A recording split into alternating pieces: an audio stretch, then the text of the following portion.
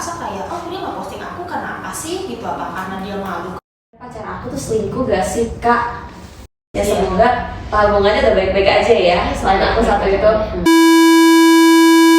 Halo semuanya, selamat datang di podcast Sweet Talk, tempat kita ngobrol santai tapi tetap kena di hati. Balik lagi bareng saya, Evelyn, dan hari ini kita bakal bahas topik yang relate banget nih. Kenapa sih pasangan bisa salah paham cuma gara-gara media sosial?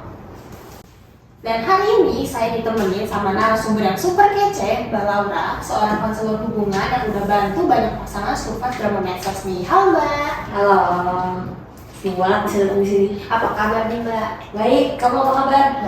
Baik juga. Apa nih Mbak kesibukannya akhir-akhir ini?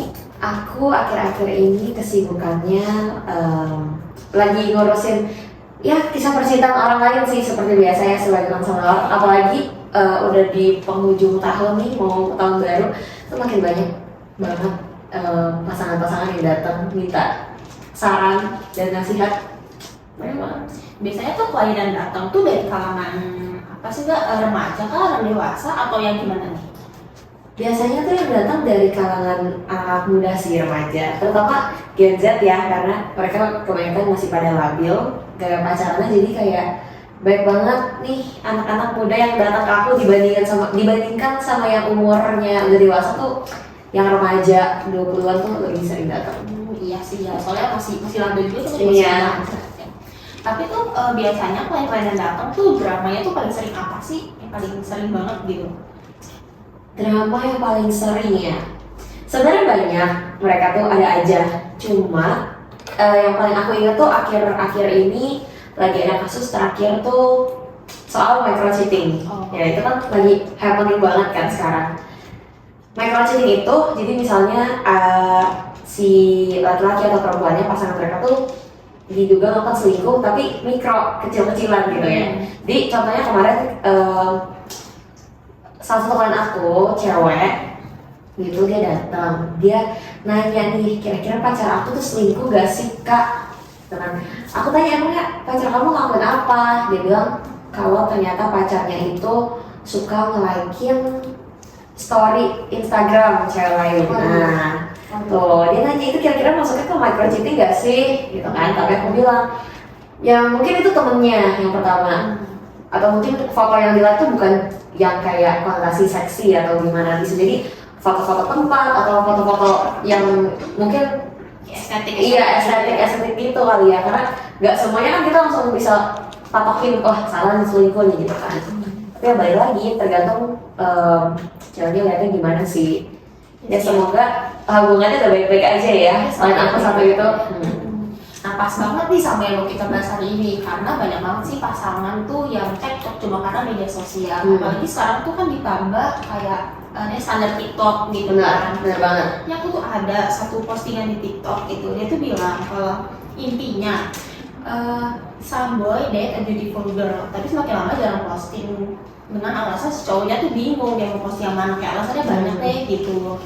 Tapi sedangkan cewek itu ngerasa kayak oh dia nggak posting aku karena apa sih gitu, apa karena dia malu kah, dia nggak bangga gitu ya, itu insecure gitu. Itu sering banget ya sih temuin. Sering banget sih ditemuin, apalagi sekarang ya semua orang tuh main TikTok, Instagram segala macam sosmed, terus banyak banget kan konten-konten percintaan, atau banyak banget kita suka lihat couple goals, banyak banget juga pasangan yang viral di TikTok. Jadi tuh bikin standar baru gitu loh soal relationship, bener banget. Terus juga kayak konten-konten viral, kayak misalnya ada konten challenge apa yang harus lakuin, atau misalnya jedak-jeduk TikTok itu kan sebenarnya simple ya, cuma kayak jedak-jeduk doang, tapi kayak kalau misalnya dibuatin editannya tuh rasanya seneng banget gitu. Nah, gara-gara konten-konten kayak gitu yang cuma 15 detik, 20 detik, akhirnya orang-orang tuh jadi patokin kalau itu tuh adalah hubungan yang sempurna, yang harus kita contoh gitu loh. Padahal ya nggak semua yang ada di media sosial, video-video kayak gitu tuh harus langsung kita ambil gitu, harus kita pikirin dulu itu benar apa enggak, karena nggak semua yang di media sosial itu real ya. Siapa tahu cuma bagus di depan kamera. Jadi buat kalian pasangan nih cewek-cewek jangan gampang kemakan sama konten-konten TikTok kayak di luar sana. Bener banget tuh.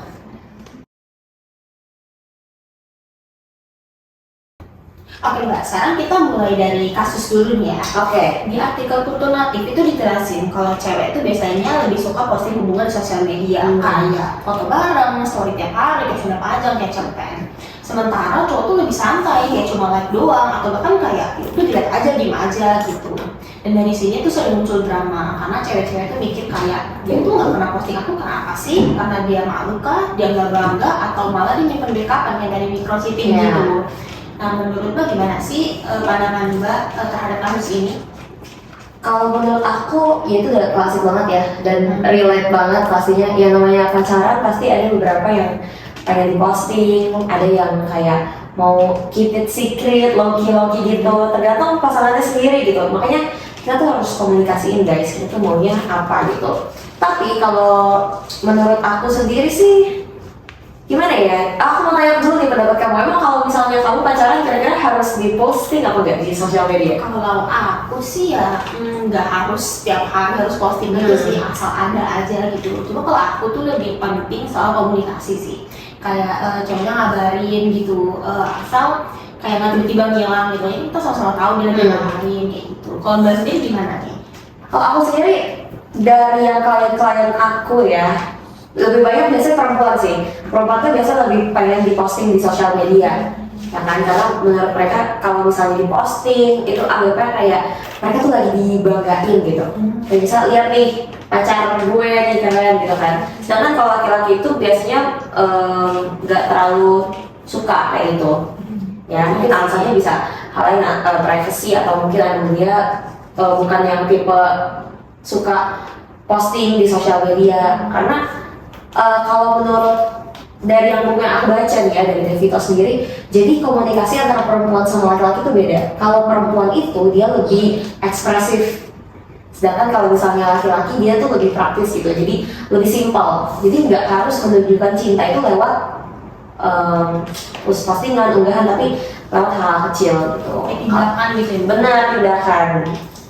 Jadi itu kayak, karena ini tuh perempuan dan laki-laki tuh pemikirannya beda ya. Jadi perempuan tuh mikir kalau cowoknya sayang pasti diumumin dong di medsos gitu. Benar banget. Nah jadi buat cewek-cewek tuh kayak posting itu kayak simbol kebanggaan gitu. Betul. Karena perempuan tuh kayak biasanya tuh butuh validasi sosial gitu, seperti yang tadi Mbak bilang. Sementara laki-laki tuh merasa kayak posting itu tuh bukan kebutuhan emosional gitu. Bener banget, ya. Terus kita nyerempet-nyerempet sedikit ke masuk ke love language kali ya. Nih, soal postingan tadi itu kan anggapnya kayak afirmasi gak sih? Ya gak sih? Word of affirmation, terus kayak cewek tuh karena suka banget jatuh ke kata-kata manis ya, janji-janji manis, makanya tuh mereka lebih suka hal-hal yang bisa memvalidasi perasaan mereka, contohnya kayak posting di Instagram. Sedangkan kalau laki-laki itu lebih ke act of service, quality time, tindakan atau kayak apa lagi ya, receiving gift gitu. Nah, hal-hal kayak gitu yang menurut laki-laki tuh itu matters gitu loh. Kalau misalnya yang kayak cuma janji-janji manis doang, postingan unggahan tuh buat mereka kayak oh ya udahlah, semua orang juga bisa gitu. Sedangkan kalau buat perempuan tuh mereka butuh validasinya. Kalau laki-laki tuh mereka merasa apa yang mereka lakukan itu lebih penting gitu. Ya sih ya, bener juga. Tapi kalau Mbak sendiri tuh love language-nya apa nih? Waduh, jadi malu ya kayaknya. Kalau aku sendiri, aku sukanya quality time sih. Oh, main Ya, sebentar. Aku kalau sama pasangan tuh aku lebih suka ketemu langsung, ngobrol, ngabisin waktu bareng. Karena kalau misalnya quality time tuh banyak banget hal yang bisa dilakuin. Jadi nih kan language kita tuh ada 5, bener gak sih? Benar. Ada apa aja? Word of affirmation, Acts of service, act of service, quality time, receiving gift, receiving gifts, semuanya apa? physical touch. Ini apa, sentuhan fisik? Physical touch. Ya, physical touch. Nah, kalau misalnya quality time ya, kalau menurut aku, kita tuh bisa ngelakuin semua hal itu. Bener kan? Kalau misalnya quality time kita ketemu tuh kita bisa kasih hadiah, bisa. Word of affirmation bisa. Physical touch juga bisa, act of service juga bisa. Jadi kalau di quality time itu kita bisa ngelakuin semuanya. Sedangkan kalau misalnya kayak love language lain kayak word of affirmation belum tentu ada act of service-nya ya kan. Kalau misalnya receiving gift belum tentu bisa ketemu langsung. Ya benar gak sih? Misalnya dikirim lewat online atau gimana pun. Jadi aku quality time sih. Ya. Kalau kamu gimana? Kalau aku sih service sih, service. Karena aku tuh suka cowok yang langsung tindakannya gitu dibanding cuma ngomong doang. Iya, iyalah. Ya jadi makin jelas nih ya kalau dibahas dari perspektif love language nih, karena kalau bisa cewek tuh kayak butuh privacy sosial seperti aku bilang tadi, sedangkan cowok tuh biasanya butuh privacy ya, Nah. karena tuh dua-duanya normal sih gitu. Jadi ini sebenarnya bukan siapa yang benar atau siapa yang salah, tetapi menggaya komunikasinya aja yang beda gitu antara perempuan dan laki-laki. Benar. Kan kita mau bahas nih, kenapa sih drama ini tuh makin lama bisa makin besar gitu? Artinya kan komunikasinya nggak efektif ya Mbak? Benar, komunikasinya tuh nggak efektif ya, karena komunikasi efektif tuh sebenarnya simple, tapi tuh nggak semua orang bisa gitu. Nah, apa aja sih yang kita butuh dari komunikasi efektif gitu? Kalau dari yang aku baca ya, menurut teori dari Arnold, itu dia nyebutin ada beberapa hal yang mencakup teori yang efektif gitu. Contohnya yang pertama, pesannya jelas. Pasti ini harus jelas ya. Kita kalau ngomong sama pasangan tuh harus jelas. Ini jangan sampai pesannya nggak jelas, karena nanti bisa menimbulin kayak kesalahpahaman gitu kan. Jadi pesannya harus jelas dulu. Yang kedua, itu harus ada feedback. Ya, jadi yang namanya kita ngomong, kita komunikasi itu harus ada feedbacknya guys. Gitu, kita ngomong tuh harus ada balasannya. Kalau misalnya kita ngomong doang tapi nggak ada feedback, pasti kita bisa ngerasa kita bisa ngerasa nggak dihargai, terus juga kayak nggak didengar. Itu makanya feedback itu penting. Itu yang kedua. Yang ketiga itu adalah maknanya tuh harus dimengerti oleh kedua belah pihak nih. Contohnya ya, ceweknya ngomong cowoknya nanggepnya ke B gitu. Jadi kan jadi nggak nyambung gitu kan. Nanti outputnya juga nggak nyambung, akhirnya berantem deh ya di situ. Terus yang terakhir menurut aku tuh empati. Oh, sama keterbukaan sih benar. Jadi yang namanya kita pacarannya harus berempati, harus terbuka gitu. Jadi kalau ada apa-apa tuh langsung diomongin aja sih kalau menurut aku. Karena banyak banget klien aku tuh yang berantem, mereka tuh kebanyakan berantem gara-gara nggak terbuka satu sama lain. Ya gak sih? Kayak apa sih istilahnya akhir-akhir ini avoidant ya? Iya gak sih, avoidant. Kayak kalau ada apa-apa masalah tuh harus diomongin, tapi ada beberapa tipe orang yang gak avoidant kan. Jadi kayak ada treatment gitu. Kalau misalnya ada masalah tuh, aduh kayaknya gue menjauh dulu deh dari cowok gue. Ya gak sih? Daripada gak efektif ya, makin panjang masalah. Karena menurut si avoidant ini mikirnya kayak dengan menjauh nanti jadinya lebih tenang gitu. Tapi kalau misalnya pasangannya bukan tipe yang avoidant, gimana ya, kayak harus diselesain gitu, itu kan nanti jadinya crash gitu kan. Kayak yang satu pengennya gitu dulu, yang satu pengennya kayak buru-buru mau selesai hari ini gitu. Nah makanya tuh, karena kan tiap orang beda-beda, kalau udah pacaran itu harusnya bisa saling mengerti sih. Menurut aku. Jadi sebenarnya masalahnya tuh bukan yang soal posting atau nggak posting ya, tapi lebih ke gimana cara ngomongnya, sebetulnya sama-sama ngerti. Nah, kalau misalnya kita bahas ya soal yang posting-posting ini, gitu kan, gimana sih cara komunikasi udah efektif ya? Langsung aja ngomong gitu, jangan kode-kode. Misalnya nih cewek kayak dia ngomong, kok kamu nggak pernah nge-post aku sih, gitu kan? Nah cowoknya bilang kayak, lah kan aku sayang sama kamu. Nah dari sini aja kita udah tahu gitu kalau misalnya jawabannya nggak nyambung, feedbacknya nggak nyambung, ini itu berarti mentang poin aku yang nomor 2 tadi ya, yang feedback gitu. Karena feedbacknya nggak nyambung, kan bisa aja nih kalau misalnya cewek tanya, kok kamu nggak posting aku sih di Instagram atau TikTok, nggak posting di sosmed, bisa aja kayak cowoknya tuh jawab dengan alasan gitu kan, tanya kenapa, jawabnya dengan alasan juga, misalnya aku nggak terlalu suka posting di sosmed sih, atau kayak kan apa ya, kayak mungkin dia bisa cari jawaban lain kayak kan kemarin kita udah posting, hari ini kita have fun aja, fokus fokus quality time gitu. Itu mungkin lebih bisa dimengerti sama perempuannya daripada cuma kayak, kok kamu nggak posting aku di Instagram sih, kok kamu nggak posting aku di sosmed, kan aku sayang sama kamu. Jadi kayak bikin kesel gitu, bikin nyebelin ya kan. Jadi lebih baik kasih tahu alasannya kayak, oh aku nggak terlalu suka posting sosmed sih, atau aku lebih suka privacy gitu. Ceweknya juga bisa bilang kayak, oh tapi kan boleh kali sekali gitu. Jadi nggak usah kode-kode gitu, langsung aja clear intensinya mau apa. Komunikasi efektif tuh kayak gitu guys. Jadi harus clear maunya apa, pesannya harus jelas dan harus terbuka. Benar banget, tapi kalau misalnya masalahnya di media sosial ya selesainya juga secara bijak gitu ya. Iya. Jadi jangan posting sindiran, kayak repost Benar sindiran banget. gitu. Jadi berharap biar pasangannya tuh bisa peka gitu, ngomong aja guys. Ngomong aja, benar banget. Apalagi akhir-akhir ini bener ya, gara-gara TikTok ya, semuanya mungkin ini tuh semua gara-gara TikTok deh. Apa, repost, tadi kamu mention repost, aku jadi keinget nih. Apa, akhir-akhir ini kan kayak misalnya pacaran nih, ada masalah apa, terus dia ketemu nih, scroll di FYP video yang relate, langsung di repost gitu ya kan. Biasanya langsung kelihatan kan ada repostan-repostannya kan, itu langsung videonya tentang cowok gue nggak pernah posting gue di Instagram, nggak pernah posting gue di sosmed, di repost. Terus nanti dilihat sama cowoknya, kok cewek gue perasaan nanti ketemu baik-baik aja, tapi kok di rumah repostannya TikToknya kayak gini gitu. Malah jadi berasumsi. Jadi cowoknya dipikir gue ada salah apa ya sampai dia nge-repost kayak gitu.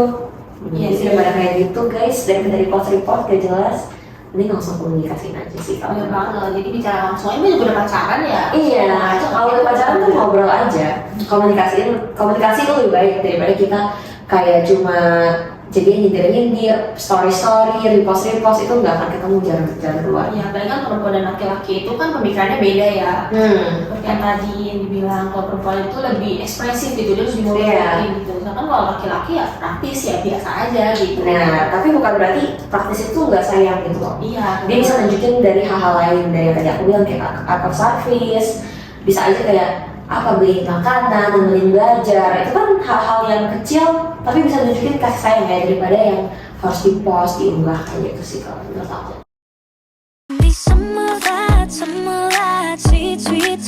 Oke Mbak, kita udah masuk ke segmen terakhir nih, yang cepet banget. Aduh, cepet banget padahal aku masih mau ngobrol nih. Jadi jelasin Mbak. Oke.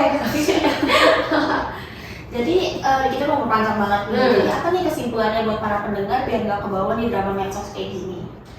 Kesimpulannya yang pertama kalau menurut aku, supaya nggak drama medsos ya, kalian itu jangan sampai terkenal standar TikTok itu gitu loh, udah pasti ya, karena gara-gara TikTok nih kita jadi kayak aduh apa-apa distandarin, apa-apa kayak dipatokin gitu.